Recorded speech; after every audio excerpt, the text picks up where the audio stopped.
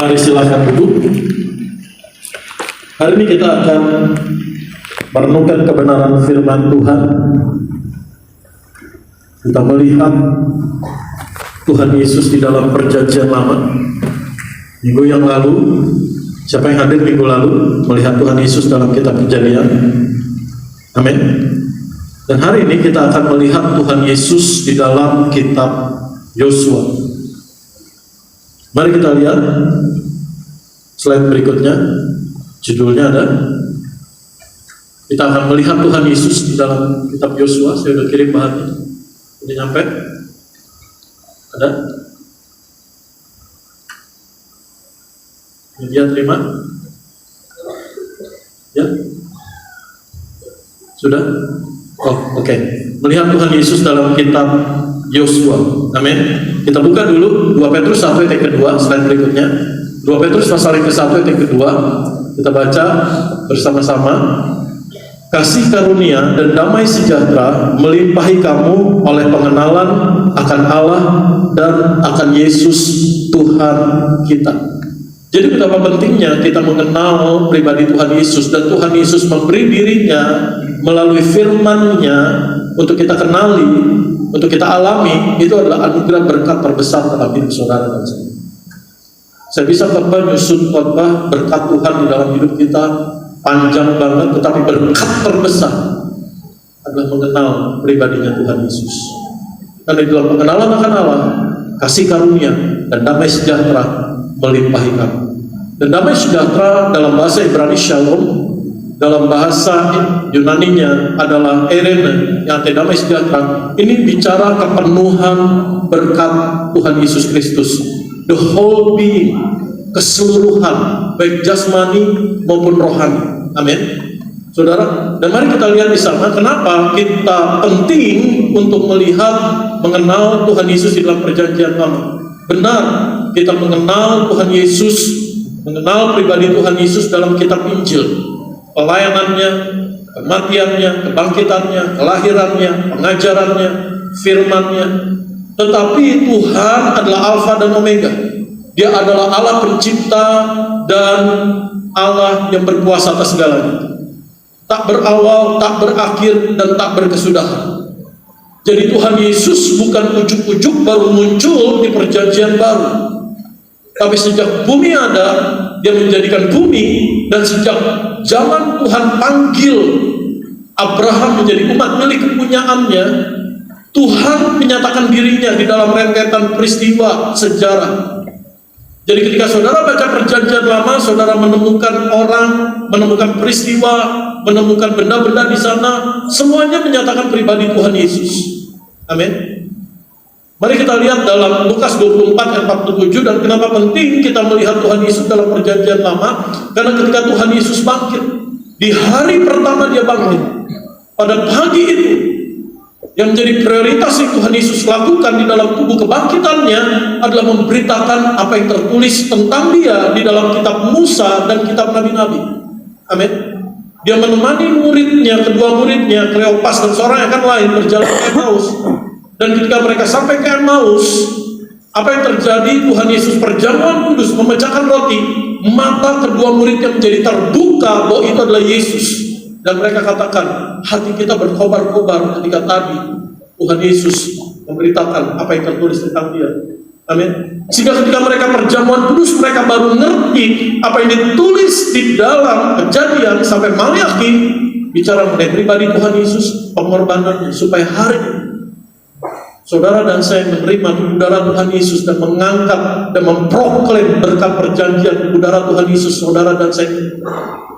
Bahkan Tuhan nyatakan ribuan tahun sebelum, melalui apa yang terjadi di dalam kitab Yosua, hari ini dinyatakan buat saudara dan saya. Katakan amin. Amin. Mari kita lihat, kitab Yosua adalah disebut juga the book of victory, kitab kemenangan, atau the book of fulfilled promise, kitab penggenapan janji. Amin. Mari kita lihat di dalam Yosua pasal 21 ayat 43 sampai ayat 45. Dan bagaimana kita bisa melihat Yesus di dalam kitab Yosua ini. Yosua pasal 21 ayat 43 sampai 45. Saya minta tolong dibantu, terima kasih media.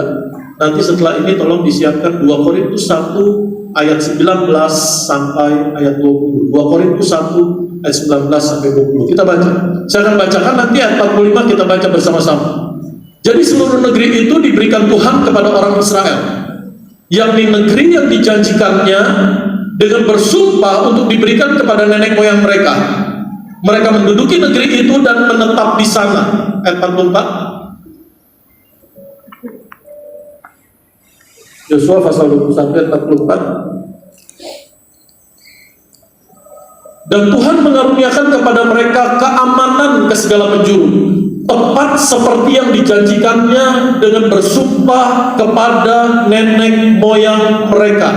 Amin. Katakan sama saya, tepat seperti yang dijanjikan. Ada penggenapan janji. Tidak ada seorang pun dari semua musuhnya yang tahan berdiri menghadapi mereka. Semua musuhnya diserahkan Tuhan kepada mereka. Ayat 25 kita baca bersama-sama. Ayat 45, ayat 45. Yosua 21 ayat 45. Kita baca bersama-sama.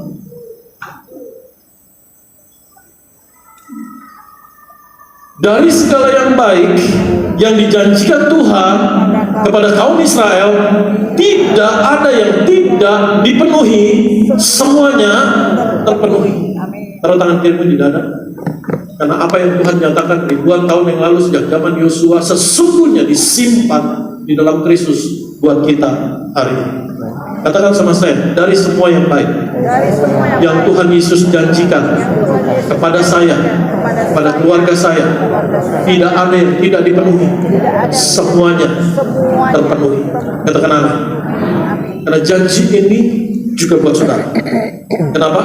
Karena firman Tuhan katakan dalam 2 Korintus 1 ayat 19, 2 Korintus 1, karena Yesus Kristus anak Allah yang telah kami beritakan di tengah-tengah kamu, yaitu olehku dan oleh Silwanus dan Timotius, bukanlah ya dan tidak, tetapi sebaliknya di dalam dia hanya ada ya. Ayat 20 kita baca bersama-sama. Sebab Kristus adalah ya bagi semua janji Allah. Itulah sebabnya oleh dia kita mengatakan amin untuk memuliakan Allah. Sekali lagi, taruh tangan kiri di dada, katakan sama saya bersama-sama, dari segala yang baik yang Tuhan Yesus janjikan kepada saya, tidak ada yang tidak dipenuhi, semuanya dipenuhi. Penggenapan janji itu bukan bagian saudara dan saya. Penggenapan janji itu bagiannya Tuhan. Bagian kita percaya saja, percaya terus. Katakan sama saya, percaya saja, percaya terus. Amin. Sampai waktu janji itu digenapi dengan cara Tuhan Yesus, bukan dengan cara kita. Mari kita lihat kembali kitab Yosua. Bagaimana kaitannya dengan kitab Kejadian, Keluaran, Imamat, Bilangan, dan Ulangan. Amin. Slide berikutnya. Kaitan antara kitab Kejadian sampai kepada kitab Yosua. Kalau kita tarik benang merahnya dengan satu kalimat, Tuhan setia. Katakan sama saya, Tuhan setia. Karena antara Kejadian sampai Yosua itu sekitar 600 tahun. Dari sejak kita patokannya Abraham, bukan Adam. Kalau Adam jauh lagi.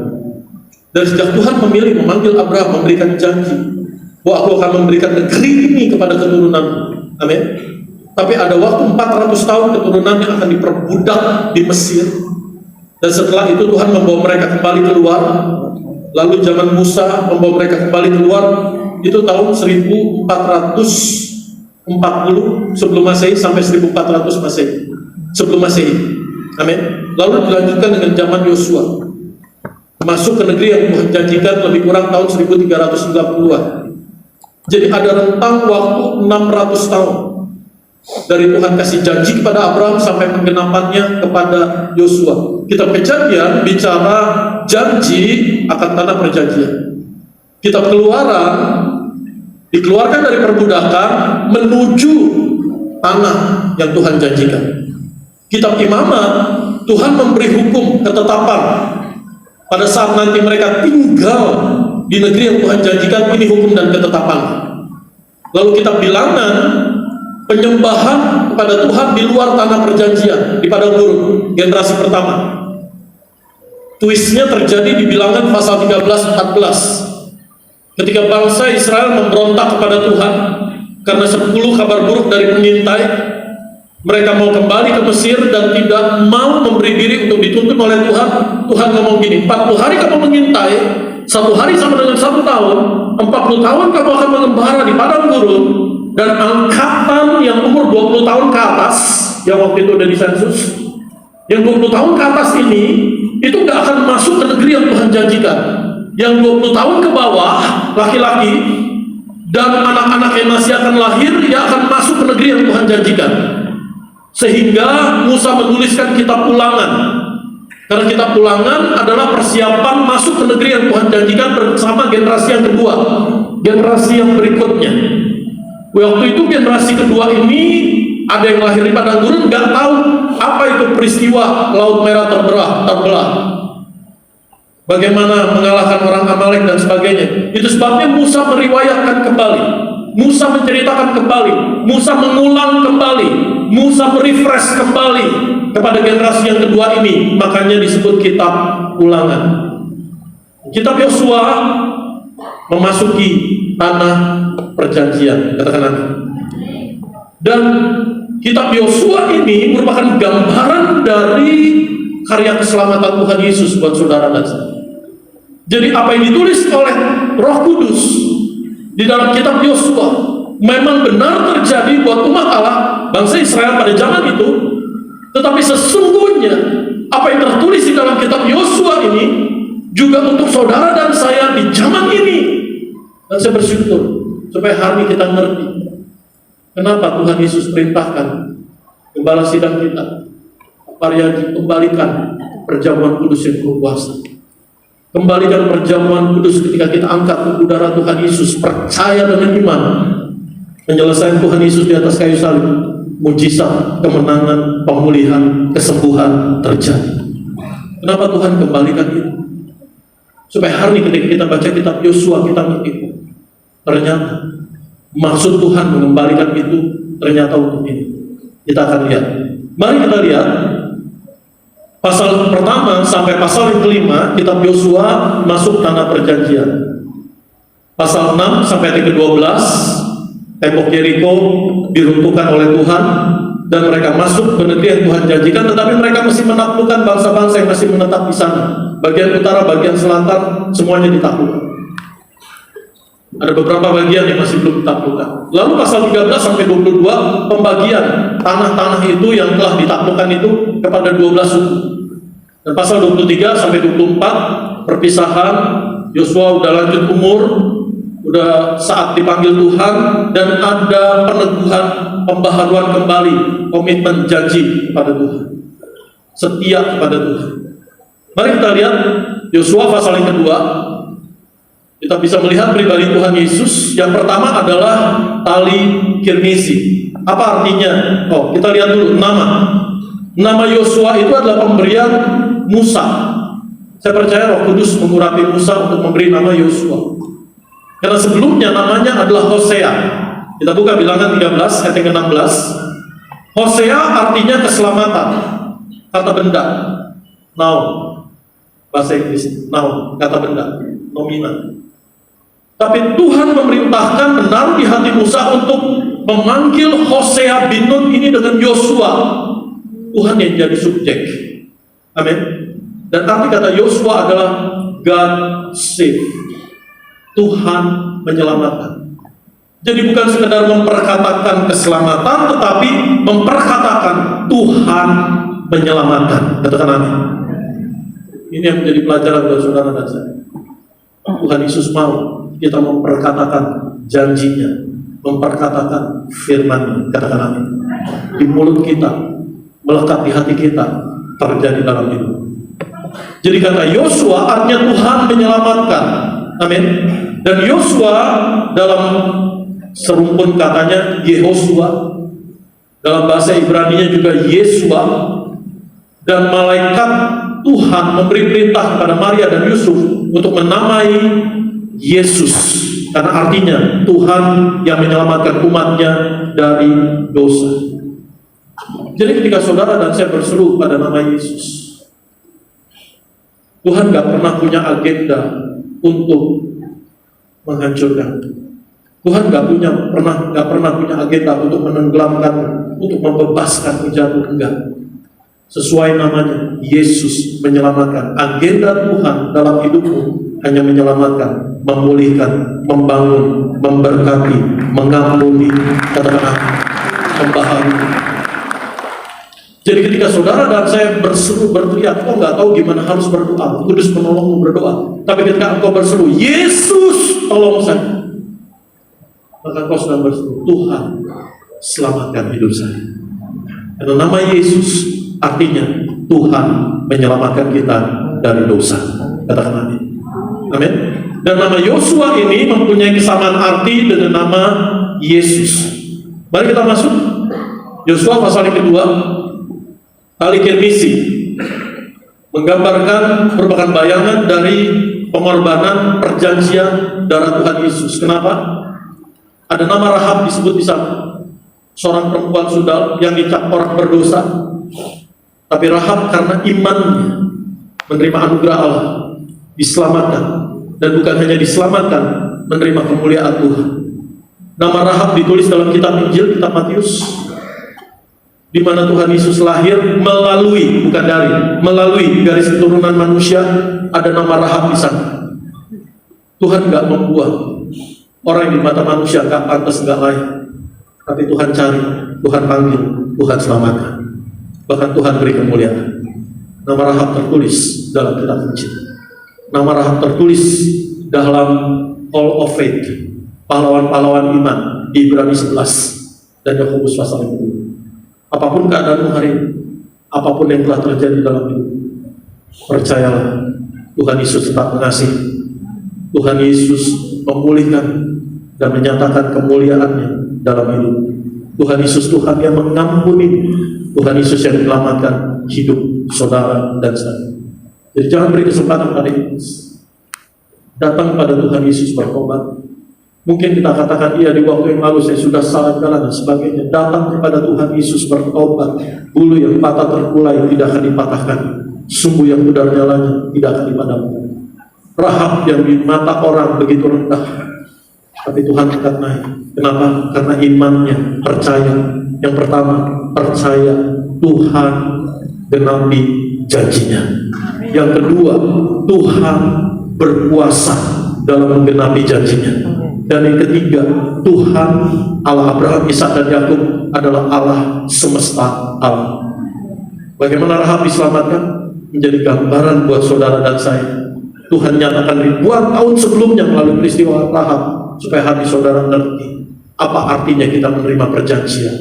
Mari kita lihat yang Yosua pasal 2 ayat 8 sampai 11. Yosua pasal 2 ayat 8 sampai ayat 11. Kita baca di sana.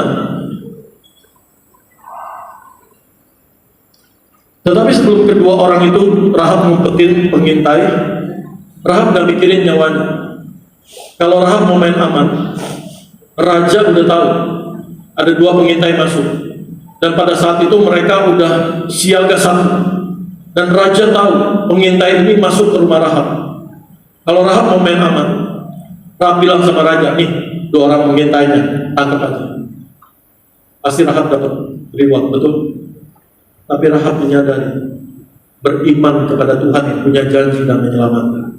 Itu sebabnya dia rela mempertaruhkan nyawanya, rela kehilangan nyawanya, dan dia mendapatkan kemuliaan dari Tuhan. Katakan amin.